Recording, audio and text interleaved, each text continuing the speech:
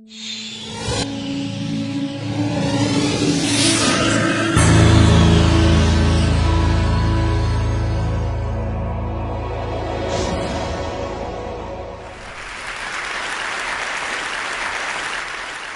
want you to take a look at this baby.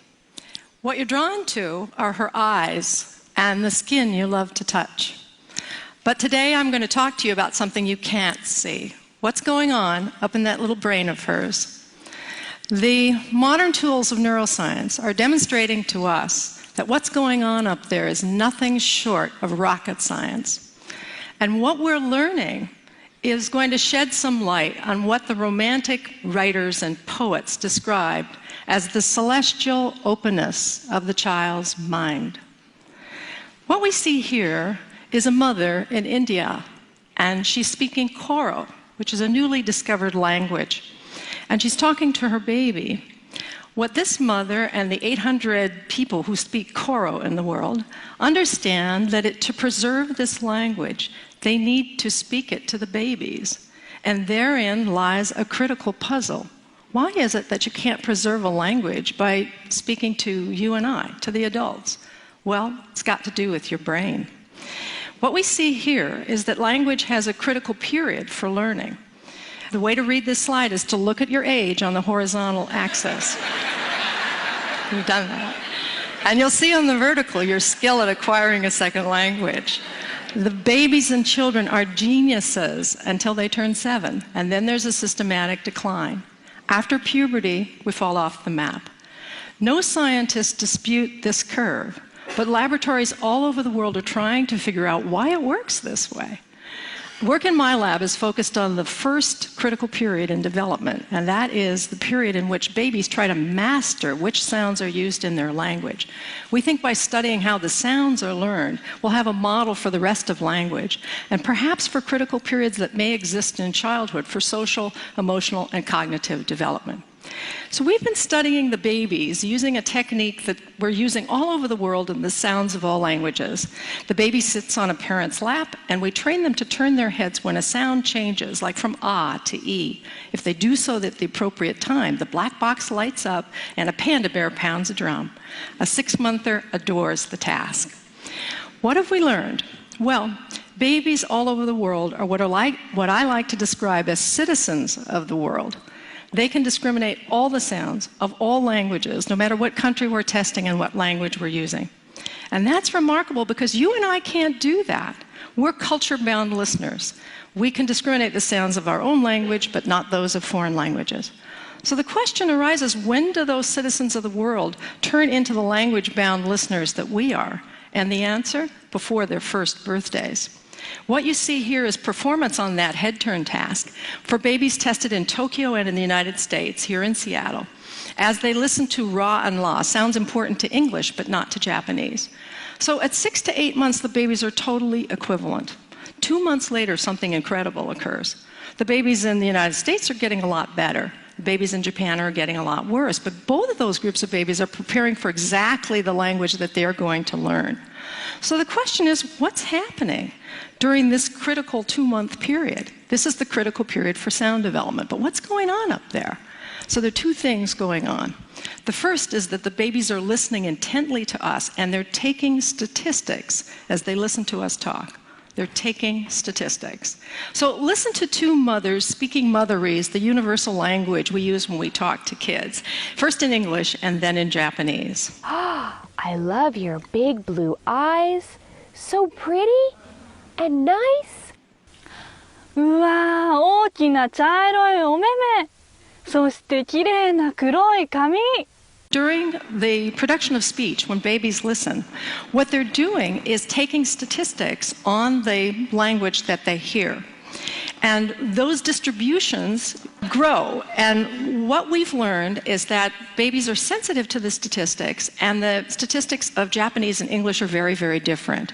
English has a lot of R's and L's, the distribution shows, and the distribution of Japanese is totally different, where we see a group of intermediate sounds, which is known as the Japanese R.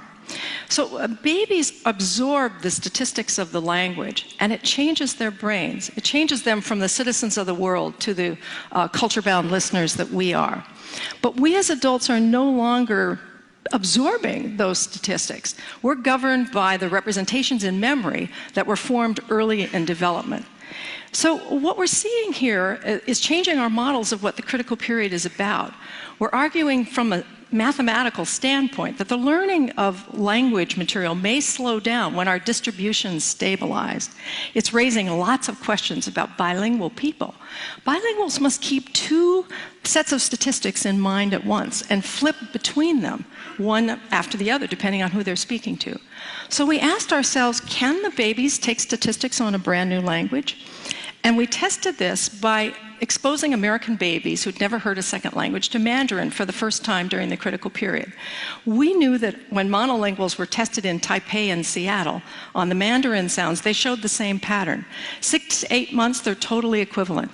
2 months later, something incredible happens. But the Taiwanese babies are getting better, not the American babies. What we did was expose American babies during this period to Mandarin. It was like having Mandarin relatives come and visit for a month and move into your house and talk to the babies for 12 sessions. Here's what it looked like in the laboratory. 发生了什么事情哦？小小熊七七在这里，一个绿色的圈圈，绿色的圈圈。绿色的圈圈，再转一下，转一圈，嘿，一圈，再一次哦，转一、二、三。 So what have we done to their little brains? We had to run a control group to make sure that just coming into the laboratory didn't improve your Mandarin skills. So a group of babies came in and listened to English, and we can see from the graph that exposure to English didn't improve their Mandarin. But look what happened to the babies exposed to Mandarin for 12 sessions. They were as good as the babies in Taiwan who'd been listening for 10.5 months. What it demonstrated is that babies take statistics on a new language. Whatever you put in front of them, they'll take statistics on. But we wondered what role the human being played in this learning exercise. So we ran another group of babies in which the kids get the same dosage, the same 12 sessions, but over a television set. And another group of babies who had just audio exposure and looked at a teddy bear on the screen. What did we do to their brains? What you see here is the audio result, no learning whatsoever, and the video result. No learning whatsoever. It takes a human being for babies to take their statistics. The social brain is controlling when the babies are taking their statistics. We want to get inside the brain and see this thing happening as babies are in front of televisions as opposed to in front of human beings. Thankfully, we have a new machine, magnetoencephalography, that allows us to do this. It looks like a hairdryer from Mars, but it's completely safe, completely non-invasive, and silent. We're looking at millimeter accuracy with regard to spatial and millisecond accuracy using 306 squids. These are superconducting quantum interference devices to pick up the magnetic fields that change as we do our thinking. We're the first in the world to record babies in an MEG machine while they are learning. So this is little Emma. She's a 6-monther, and she's listening to various languages in the earphones that are in her ears. You can see she can move around. We're tracking her head with little pellets in a cap, so she's free to move, completely unconstrained. It's a technical tour de force. What are we seeing? We're seeing the baby brain as the baby hears a word in her language. The auditory areas light up, and then subsequently areas surrounding it that we think are related to coherence, getting the brain coordinated with its different areas, and causality, one brain area causing another to activate. We are embarking on a grand and golden age of knowledge about the child's brain development. We're going to be able to see a child's brain as they experience an emotion, as they learn to speak and read, as they solve a math problem, as they have an idea. And we're going to be able to invent brain-based interventions for children who have difficulty learning.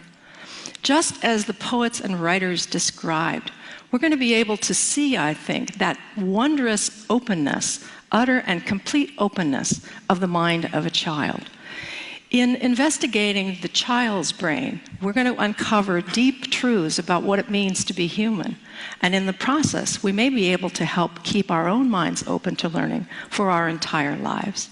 Thank you.